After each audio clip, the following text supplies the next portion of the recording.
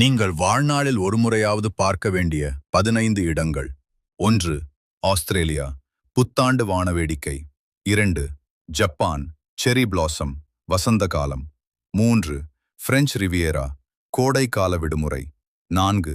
Switzerland, இலையுதிர் காலத்தின் அழகு. 5.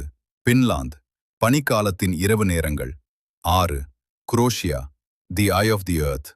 7. Thailand, lantern festival. 8. Mexico, day of the dead. 9.